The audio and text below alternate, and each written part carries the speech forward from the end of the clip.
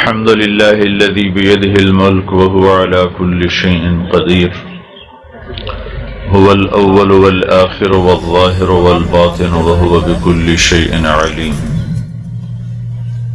میرے محترم بھائی اور دوستو،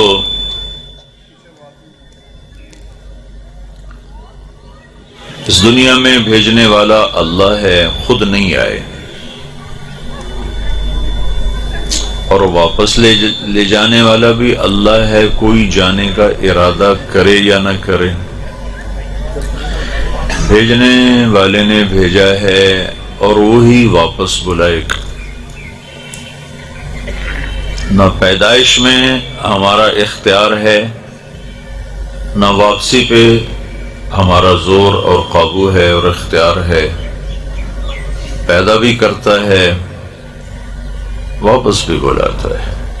امات و احیا، زندگی اور موت کا سلسلہ چلا ہوا ہے۔ یہ کیوں چلا ہوا ہے؟ وہو العزیز الغفور، وہ عزت والا، بخشش والا۔ کون ہے؟ الذی خلق الموت والحیات، جس نے زندگی اور موت کو بنایا۔ کیوں بنایا؟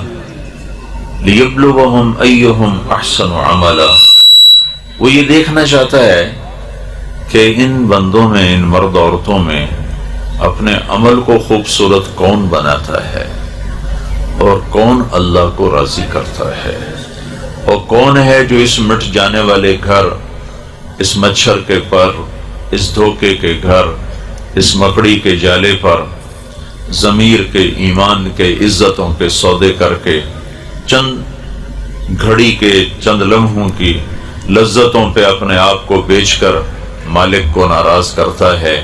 اللہ یہ دیکھنا چاہتا ہے۔ فَيَنظُرَ كَيْفَ تَعْمَلُونَ، ہم دیکھیں گے تم کیا کرتے ہو۔ الف لام میم، احسب الناس ان يتركوا ان يقولوا آمنا وهم لا يفتنون، یہ خیال دلوں سے نکال دو کہ کلمہ پڑھنے کے بعد تمہارا رب تمہیں آزمائے گا نہیں، آزمائے جاؤ گے۔ وَلَتُبْلَوُنَّ فِي أَمْوَالِكُمْ وَأَنفُسِكُمْ، آئے گی جان مال پر اللہ تعالی حالات لائے گا اور پرکھے گا کہ کون سچا۔ فَلَيَعْلَمَنَّ اللَّهُ الَّذِينَ صَدَقُوا وَلَيَعْلَمَنَّ الْكَاذِبِينَ، ہم پرکھیں گے کہ کھرا کون نکلا، سچا کون نکلا، اور ہم دیکھیں گے کہ غلط راہوں پہ کون چلا، ایمان کے سودے کس نے کیے، ضمیر کو کس نے تھپک کے سلایا، اور اس مٹ جانے والے گھر پر کون ریچھ کے اپنی آخرت کو قربان کر کے مرا۔ کہا ہم یہ دیکھیں گے۔ اس کو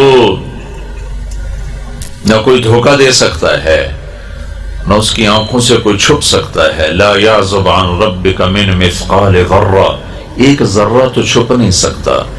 لا یشغلہ سمع عن سمع، ساری دنیا کا بولنا اسے غافل نہیں کرتا کہ میں کیا بولا اور وہ کیا بولا۔ وہ سب کی سننے پر قادر، سب کو دیکھنے پر قادر، سب پر نظر رکھنے پر قادر۔ اب میں نے ادھر دیکھا تو وہ نظر نہیں آ رہے، اور انہیں دیکھا تو اب یہ نظر نہیں آ رہے، آگے دیکھتا ہوں تو پیچھے تو ویسے ہی نظر نہیں آتا، اوپر دیکھتا ہوں تو نیچے نظر نہیں آتا، آگے دیکھتا ہوں تو پیچھے نظر نہیں آتا، پیچھے دیکھتا ہوں تو آگے نظر نہیں آتا۔ لیکن میرا رب اپنی نظر کے بارے میں فرماتا ہے لا يعزب عن ربك من مثقال ذرہ، ایک ذرے کے برابر کوئی چیز تمہارے رب کی نظروں سے چھپی ہوئی نہیں ہے۔ وہ یعلم ما یلج فی الارض وما یخرج منها وما ينزل من السماء وما يعرج فيها وهو معاكم اینما کنتم واللہ بما تعملون بصیر، زمین کے اندر ہو یا اوپر ہو، آسمان کے نیچے ہو یا اوپر ہو، وہ آہستہ ہو، زور سے ہو، رات کے اندھیرے میں ہو، دن کے اجالے میں ہو، ہر چیز پر، جاندار ہو، بے جان ہو، متحرک ہو، جامد ہو، ساکت ہو، تہ خاک ہو یا خاک کے اوپر ہو، آسمان کے نیچے ہو یا اوپر ہو، کالے پانیوں کے نیچے ہو یا اوپر ہو، مشرق میں ہو یا مغرب میں ہو، شمال میں ہو یا جنوب میں ہو، آسمانوں پر ہو یا زمین پر ہو، ماضی میں ہو یا حال میں ہو یا آنے والے زمانوں میں ہو، میرا اور آپ کا رب کہتا ہے کہ کوئی چیز تیرے رب کی نظروں سے چھپی ہوئی نہیں ہے۔ لا تحسبن اللہ غافلا عما يعمل الظالمون، مجھے غافل نہ سمجھو، سواء منکم من اسر القول ومن جہر بہ، زور سے بولو جیسے میں بول رہا ہوں، تیرا رب سنتا ہے، دل کی دھڑکنوں میں بولو تو تیرا رب سنتا ہے، ومن هو مستخف باللیل، رات کے اندھیرے میں چلو پھرو سجدہ کرو یا شراب پیو کا تیرا رب دیکھتا ہے۔ انسان جنات اس کے لیے برابر ہیں، مشرق مغرب والا اس کی نظر میں برابر ہے۔ اپنے دیکھنے کی ایک مثال دیتا ہے، یرا دبیب النملۃ السوداء علی الصخرۃ السماء فی اللیلۃ الظلماء، رات کا اندھیرا، پھر پہاڑ کا کالا پن اندھیرا، پھر چٹان کالی کالا پن اندھیرا، پھر اس پر پتھر کالا، پھر یہ اندھیرا، پھر چونٹی کالی، پھر اس کا اندھیرا، پھر اس کی حقیر ٹانگیں، پھر ان کا اندھیرا۔ تو آپ کا رب سمجھانے کے لیے ہمیں بتاتا ہے کہ میرے بندو تم تو 5-6 فٹ کے ہو، تم کہاں مجھ سے چھپ سکتے ہو؟ ارب ہا ارب چونٹیاں ہیں رات کے اندھیرے میں، رات کی سیاہی میں، کالے پہاڑ پر، کالی چٹان پر، کالے پتھر پر کالی چونٹی جو جا رہی ہے۔ تو میرا یہ دعویٰ نہیں کہ میں چونٹی دیکھ رہا ہوں، تیرے رب کا دعویٰ یہ ہے کہ اس چونٹی کی حقیر ٹانگوں سے اس چٹان اور اس پتھر کے اوپر جو لکیر پڑ رہی ہے تیرا رب وہ بھی دیکھ رہا۔ تو فاسٹ والوں کو نہیں دیکھے گا، رات کے ناچنے والے اور رات کے رونے والوں کو نہیں دیکھے گا، رات کے ڈاکو اور رات کے تہجد گزار کو نہیں دیکھے گا، گھنگور کی چھنک اور آنسوں کی چھلک کو نہیں دیکھے گا، آنکھوں کے سامنے ہے۔ لا تحسبن اللہ غافلا عما يعمل الظالمون، یہ نہ سمجھو کہ میں غافل ہوں، یہ نہ سمجھو کہ میں سو گیا ہوں۔ لا تأخذه سنة، اونگتا بھی نہیں، ولا نوم، سوتا بھی نہیں۔ لا تحسبن اللہ غافلا ما كان ربك نسیا، بھولتا نہیں۔ لا يضل ربی، فیصلے غلط نہیں، ولا ينسى، بھول بھٹک کوئی نہیں۔ ما مسنا من لغوب، تھکن تھکاوٹ کوئی نہیں ہے، ساری کائنات اس کی مٹھی میں ہے۔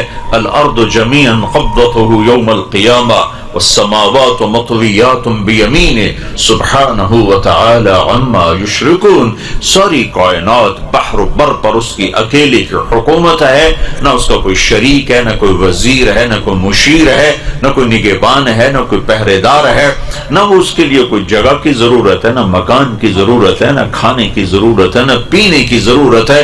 لا یحویہ مکان ولا یشتمل علیہ الزمان، لا زمان بھی ہے، لا مکان بھی ہے، سونے سے پاک ہے، کھانے سے پاک ہے، بیوی بچوں سے پاک ہے۔ متخذ صاحبۃ ولا ولدا، نہ اس کی کوئی بیوی ہے، نہ اس کو کوئی بچہ ہے، نہ اس کو کوئی مشیر ہے، نہ اس کا کوئی وزیر ہے، وہ وزارت وزیر سے پاک ہے، مشیر سے پاک ہے، تھکن سونے اونگ سے پاک ہے۔ ہم سب پر اس کی نظر ہے، ہمیں میدان دے دیا ہے، یہ سیدھا راستہ ہے، یہ غلط راستہ ہے، یہ اللہ تک پہنچاتا ہے، یہ شیطان تک پہنچاتا ہے۔ ان راہوں کے پرے جنت ہے، ان راہوں کے پرے جہنم ہے، ان راہوں کے آخر میں رب کی رضا ہے، ان راہوں کے آخر میں رب کی ناراضگی ہے۔ تمہیں اختیار ہے، فمن شاء فلیؤمن ومن شاء فلیکفر، یہ میری راہیں ہیں، ان پہ چلو، اور یہ سیدھا ہے، یہ غلط ہے، اب تمہاری مرضی ہے، ادھر چلو یا ادھر چلو۔ دیکھنے والا اللہ نہ سویا ہے نہ غافل ہے، یہ تو ایک انتظام ہے کہ ادھر فرشتے بٹھا دیے، ان علیکم لحافظین کراما کاتبین یعلمون ما تفعلون۔ اللہ کو فرشتوں کی ضرورت نہیں ہے، ایک نظام بنایا چلا ہے، ادھر ایک بٹھایا وہ اچھائی لکھتا ہے، ادھر ایک بٹھایا وہ برائی لکھتا ہے۔ جب اللہ تعالیٰ کی بارگاہ میں حاضر ہوں گا تو میرا رب میری فائل سے کھولے گا، کہے گا اقرا کتابک کفی بنفسک اليوم علیک حسیبا، میرے بندے یہ پڑھ، یہ تیرا پیپر ہے، یہ تیری کاپی ہے، یہ تیری فاسٹ کی زندگی ہے، یہ تیری گھر کی زندگی ہے، یہ تیری آفس کی زندگی ہے، یہ تیرا لوگوں کے ساتھ سلوک ہے، یہ رات کی ہے، یہ دن کی ہے، اجالے کی ہے، اندھیرے کی ہے، جوانی کی ہے، بڑھاپے کی ہے۔ دیکھ ان میں سے کوئی غلط تو نہیں لکھا ہوا، کوئی زیادتی تو نہیں ہوئی، پاکستان پولیس کی طرح غلط FIR تو نہیں کٹ گئی، پاکستان کے عوام کی طرح کہ جرم ایک کرتا ہے 10 کو 20 میں ڈال دے۔ پولیس کو برا کہتے ہیں، پہلے برائی تو عوام سے شروع ہو رہی ہے کہ جرم ایک کرتا ہے، اینو وچ پا لو، اینو وچ رکھ لو، اینو وچ رکھ لو، ایدو بھی پا دو۔ یہ جس معاشرے میں ظلم پھیل چکا ہو اس معاشرے کا زندہ رہنا بھی ایک معجزہ ہے۔ حضرت علی کا فرمان ہے نظام کفر کے ساتھ چلتا ہے، ظلم کے ساتھ نہیں چلتا۔ جب معاشرے میں ظلم پھیل جاتا ہے تو اللہ تعالیٰ اس معاشرے سے نظریں ہٹا لیتا ہے اور وہ معاشرہ حقیر، ذلیل، فقیر ہو جاتا ہے۔ ہمارے زوال کا سبب یہ نہیں کہ بجلی کوئی نہیں اور گیس کوئی نہیں، ہمارے زوال کا بہت بڑا سبب ہے کہ ہمارے عوام بھی ظالم ہیں، ہمارا غریب بھی ظالم ہے، مالدار بھی ظالم ہے، دیہاتی بھی ظالم ہے، شہری بھی ظالم ہے۔ حکومت تو بعد میں آتی، پولیس فوج تو بعد میں آتی ہے، پہلے تو عوام میں ظلم کی جڑیں گہری ہو چکی ہیں اور اس حد تک جا چکی ہیں کہ ظلم کرتے ہوئے احساس ہی نہیں کہ میں کتنا بڑا گناہ کر رہا ہوں، شراب پیتے ہوئے احساس ہے کہ گناہ کر رہا ہوں، زنا کرتے ہوئے احساس ہے گناہ کر رہا ہوں، کسی کو دھوکہ دیتے ہوئے کوئی احساس نہیں کہ میں کتنا بڑا ظلم کر رہا ہوں، کتنا بڑا گناہ کر رہا ہوں۔ تین چیزیں ایسی ہیں جو معاشرے کو زیرو کر دیتی ہیں، تباہ کر دیتی ہیں، صفحہ ہستی سے مٹا دیتی ہیں، اور وہ تینوں میرے دیس میں موجود ہیں۔ میں حکمرانوں کو رونا کیا روں اور میں محکموں کا رونا کیا روں، میرا تو ریڑھی والا بھی اس کا شکار ہے۔ ایک ظلم جس معاشرے میں ہوتا ہے وہ معاشرہ زندہ رہنے کا حق کھو دیتا ہے۔ ایک جھوٹ جس معاشرے میں جھوٹ ہوتا ہے وہ عزت کا حق کھو دیتا ہے، ذلت کا طوق ان کے مقدر کر دیا جاتا ہے۔ میرے نبی نے فرمایا تمہیں بڑے گناہ بتاؤں؟ کہ یہ کیا؟ کہ شرک کرنا، قتل کرنا، ماں باپ کی نافرمانی۔ اور آپ ایسے ٹیک لگا کے بیٹھتے، ٹیک لگا اور اب بتاؤں، سیدھے ہو گئے، پہلے ٹیک لگا لی پھر یوں سیدھے ہو گئے، اور اب بتاؤں الا وقول الزور، الا وقول الزور، الا وقول الزور، اور جھوٹ اور جھوٹ اور جھوٹ اور جھوٹ۔ اس کو اتنا دہرایا کہ صحابہ فرمانے لگے ہمارے جی میں کہ کاش اب آپ چپ کر جاتے۔ اور دوسری جگہ فرمایا جھوٹی گواہی۔ جاؤ پاکستان کی عدالتوں میں دیکھو، ٹکے گواہ بک رہے ہیں کہ ساڑھے کو گواہی لے لو، ساڑھے کو جی پوا دو۔ تو ایک ظالم معاشرہ سر اٹھا کے زندہ نہیں رہ سکتا، پست ہونا ہی مقدر ہے۔ ایک جھوٹ ایسی لعنت ہے، میرے نبی کا فرمان ہے الصدق ینجی والکذب یہلک، جھوٹ ہلاک کرتا ہے، سچ نجات دیتا ہے۔ ہمارے چھوٹے بچے جھوٹ بولتے، ماں جھوٹ بولتی، باپ جھوٹ بولتا ہے، بھائی جھوٹ بولتے ہیں۔ سیاستدانوں کا جھوٹ تو بہت بعد میں آتا ہے، ریڑھی والا جھوٹ بولتا، سیل مین جھوٹ بولتا۔ 1 کروڑ پاکستانی اکٹھے کروں تو ایک بھی سچا نہیں ملے گا مجھے۔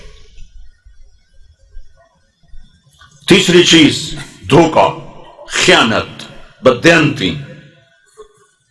ایک ہی گناہ کے کئی نام ہیں، دھوکہ، فراڈ، بددیانتی، خیانت۔ جس معاشرے میں خیانت، دھوکہ، فراڈ، بددیانتی داخل ہو جائے اس قوم کے لیے زوال ایسا ہی یقینی ہو جاتا ہے جیسے شام کو سورج کا ڈوبنا یقینی ہوتا ہے۔ جیسے سورج کو واپس نہیں لا سکتا، اس معاشرے کو ذلت سے واپس کوئی نہیں لا سکتا۔